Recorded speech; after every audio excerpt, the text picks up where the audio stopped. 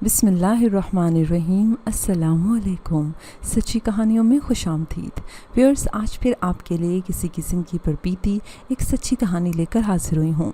नए आने वाले साथियों से गुजारिश है कि अगर अभी तक आपने हमारा चैनल सच्ची कहानियाँ सब्सक्राइब नहीं किया तो इसको लाजमी सब्सक्राइब कर लीजिए। चलिए अपनी कहानी शुरू करते हैं।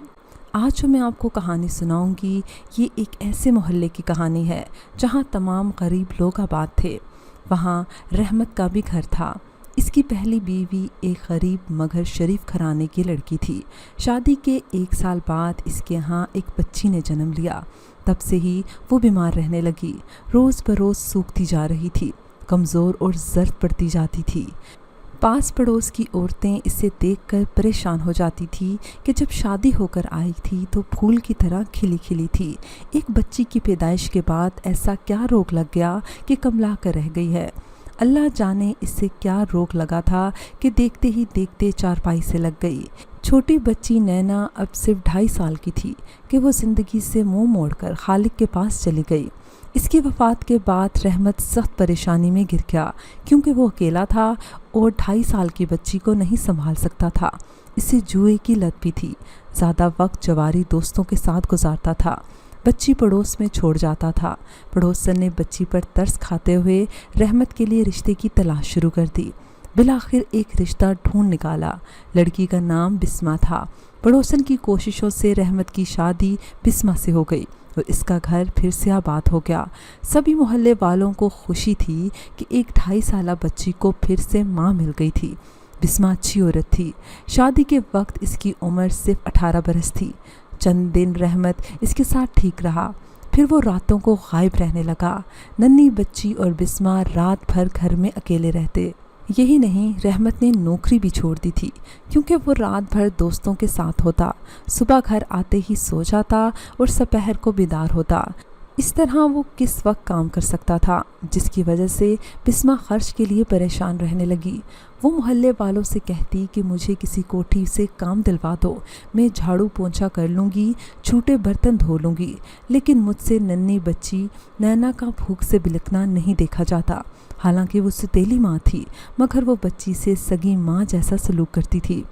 इन हालात से तंग आकर उसने रहमत से पैसों का मुतालबा शुरू कर दिया। वो जब रकम मांगती शोहर इसे मारने पीटने लगता।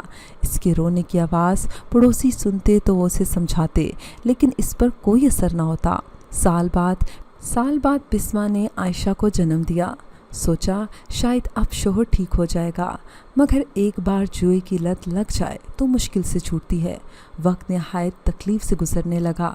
बिस्मा 2 बच्चियों को पड़ोसन को देकर सुबह काम के लिए निकलती तो शाम को लौटती। इस सूरत हाल को कौन रोज़ बर्दाश्त कर सकता है। बिलाखिर पड़ोसन ने बच्चियों को संभालने से इनकार कर दिया। अब सवाए मैके जाने के और कोई रास्ता ना था। वो दोनों लड़कियों को लेकर बाप के घर चली गई और तमाम अहवाल से आगाह किया तो उसके बाप ने रहमत से तलाक का मुतालबा कर दिया। रहमत ने बीवी को तलाक देने से इनकार कर दिया। अब सवाए अदालत जाने के कोई और रास्ता ना बचा था। बिस्मा के वालिद ने अदालत से तनसीख निकाह का केस दायर कर दिया। जब अदालत में बयान का वक्त आया तो जज साहब ने कहा, जानती हो, अगर तुम तलाक ले लोगी तो बच्चियां बाप को मिल जाएंगी। इसने नैना और आयशा दोनों को सीने से लगा लिया और फूट फूट कर रोने लगी। शोहर ने कहा, जज साहब, बड़ी लड़की की तो ये सौतेली माँ है, इसे पहले मुझे दिलवा दें और दूसरी भी मुझे बख्श दें, क्योंकि तलाक मैं नहीं देना चाहता, ये खुद लेना चाहती है। मैं बीवी को अपने घर में रखना चाहता हूँ और सुलह चाहता हूँ। इस पर बिस्मा ने दोनों बेटियों को प्यार किया और फिर से रोते हुए इन्हें शोहर के हवाले कर दिया। इस मंजर को देखकर जज साहब भी हैरान रह गए। कहने लगे, क्या तुम्हें बेटियां देने का कोई दुख नहीं? क्या तुम इन मासूम बच्चियों की खातिर सुलह नहीं करोगी? जज साहब, कौन माँ अपने दिल के टुकड़े जुदा कर सकती है? मेरे अंदर भी ममता है। जिस दिल से बच्चियां इसके हवाले कर रही हूँ मेरा दिल ही जानता है। लेकिन ये भी सोचना है कि आज मेरी एक बच्ची है, कल और बच्चे हो जाएंगे। अगर बाद में इसने खुद मुझे तलाक दे दी तब बहुत मुश्किल हो जाएगी। आज एक को जुदा कर रही हूँ, कल दूसरे बच्चे भी जुदा करने होंगे। औरत की इस बात पर जज साहब ने तलाक का फैसला दे दिया। पहली बच्ची जो शोहर की थी इसे दे दी और छोटी बच्ची को माँ के हवाले कर दिया। रहमत नैना को लेकर घर आ गया और अपने रिश्ते के लिए तगोदो शुरू कर दी। बिलाखिर इसे रिश्ता मिल ही गया। इसने तीसरी शादी रचा ली। तीसरी बीवी का नाम मेहरुन्निसा था, जिसकी उम्र 15 बरस थी।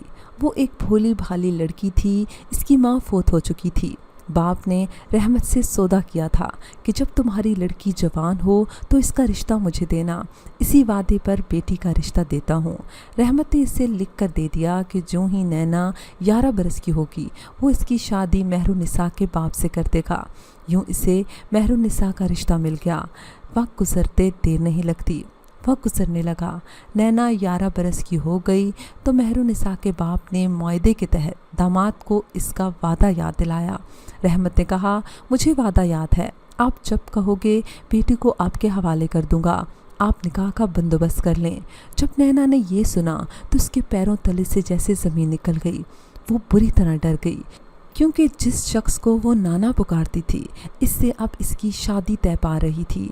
हकीकत में वो इसकी सुतेली माँ का बाप था और देहातों में अक्सर इस तरह के बेजोड़ रिश्ते होते रहते हैं, लेकिन वो तो उसको अपना सगा नाना समझती थी।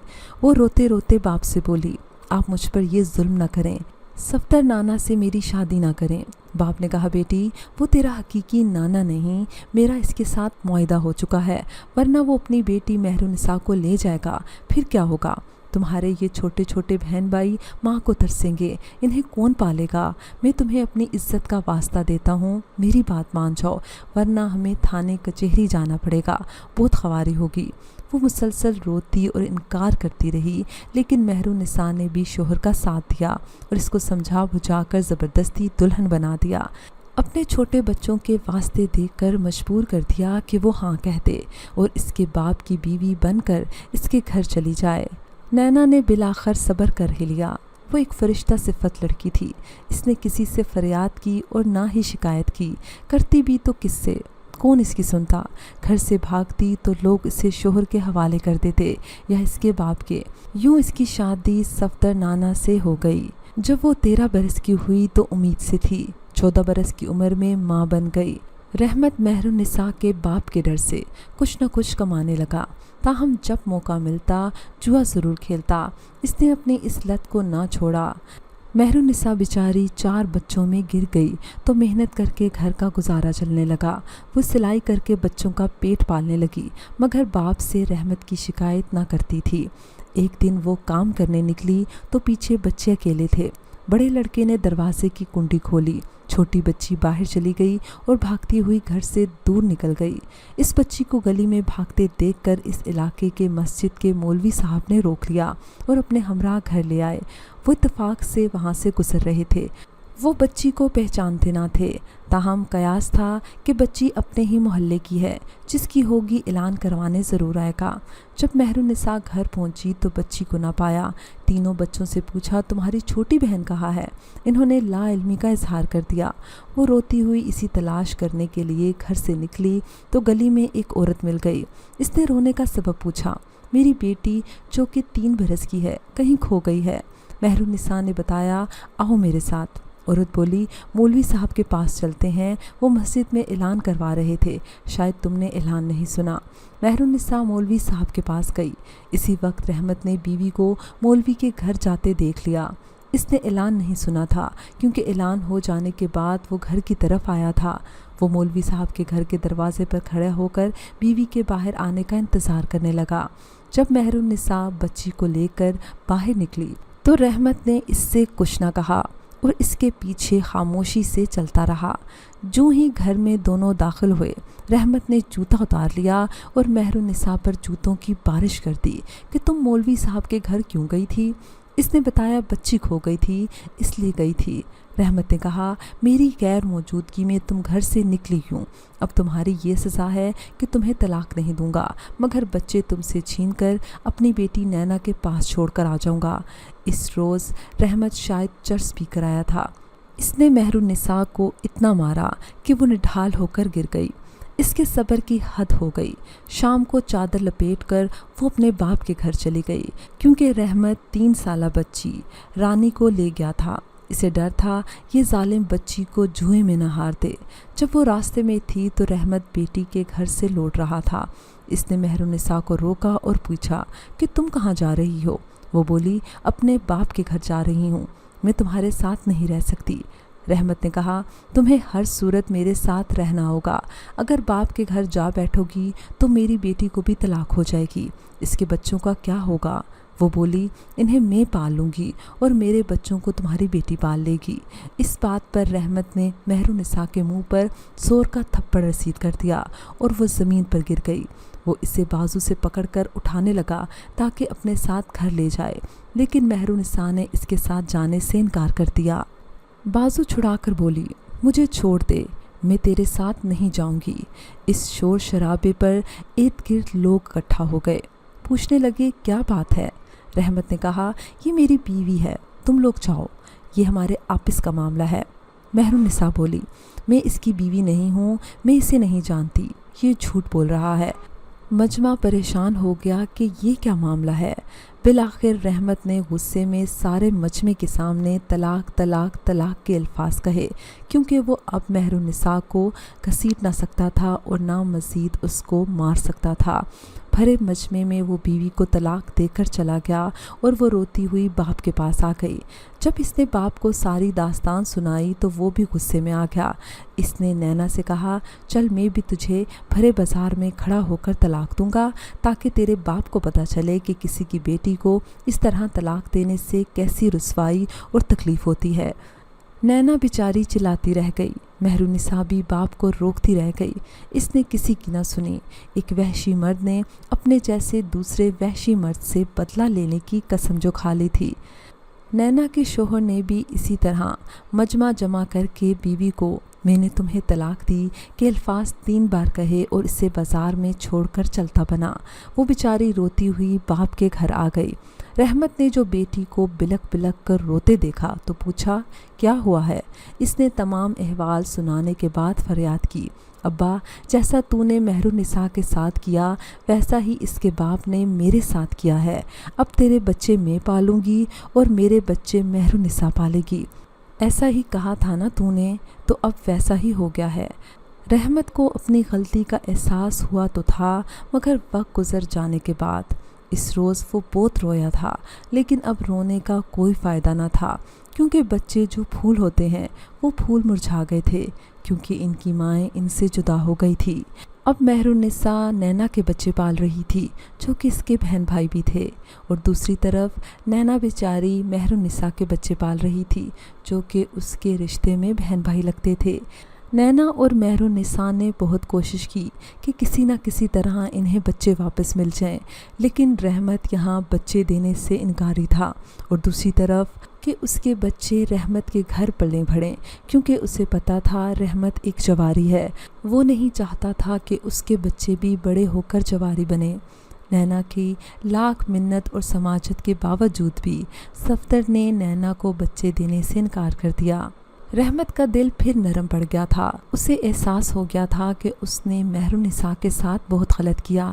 وہ بھی یہی چاہ رہا تھا کہ بچے مہرالنساء کو مل جائیں، لیکن جب صفدر نے یہ کہا کہ میں ایک جواری کے گھر اپنے بچے کبھی نہیں چھوڑوں گا، تو صفدر بھی طیش میں آ گیا، اور یوں اس نے بھی مہرالنساء کو بچے دینے سے انکار کر دیا، اور یہ کہا کہ کبھی زندگی میں تمہاری بیٹی اپنے بچوں کی شکل نہ دیکھ سکے گی۔ میں بچوں کو لے کر دوسرے گاؤں چلا جاؤں گا، تمام عمر تمہاری بیٹی روتی بلکتی رہے گی، اپنے بچوں کو یاد کر کر کے روتی رہے گی، تب تمہیں احساس ہوگا۔ مہرالنساء باپ کے پیر پکڑتی رہی، اس کی منت سماجت کرتی رہی، خدارا میرے بچوں کی خاطر اپنی انا کو بیچ میں مت لاؤ اور یہ فیصلہ ہونے دو، میرے بچے مجھے واپس دلا دو، میں ان کے بغیر زندہ نہ رہ پاؤں گی۔ لیکن باپ پر بیٹی کی التجاؤں کا کوئی اثر نہ ہوا۔ دیہاتوں میں اکثر یہی ہوتا ہے، بیٹیوں کو رواج کے بھینٹ چڑھا دیا جاتا ہے۔ آج صفدر بھی پچھتاتا ہے اور دوسری طرف رحمت بھی، لیکن اب بہت دیر ہو چکی، ان کے پچھتانے کا اب کوئی فائدہ نہیں، کیونکہ دونوں اپنی بیویوں کو طلاق دے چکے ہیں اور دونوں کی بیٹیاں ہر دم روتی تڑپتی رہتی ہیں اپنے بچوں کی خاطر۔ آج بھی یہ رواج کئی دیہاتوں میں عام ہے، جس نے کئی لڑکیوں کی زندگیاں تباہ کر دی ہیں۔ ویورز، مجھے امید ہے کہ آپ کو ہماری آج کی کہانی پسند آئی ہوگی۔ اگر کہانی پسند آئی ہے تو اس کو لائک کیجیے، شیئر کیجیے اور کمنٹ سیکشن میں اپنی رائے کا اظہار لازمی کیجیے گا۔ اگر ابھی تک آپ نے ہمارا چینل سچی کہانیاں سبسکرائب نہیں کیا تو اس کو لازمی سبسکرائب کر لیجیے اور ساتھ لگے بیل آئیکن کو بھی پریس کر لیں تاکہ آپ کو ہماری ہر نیو ویڈیو کی نوٹیفیکیشن بھی ٹائم پر ملتی رہے۔ اگلی ویڈیو تک اجازت دیجیے۔ اللہ نگہبان۔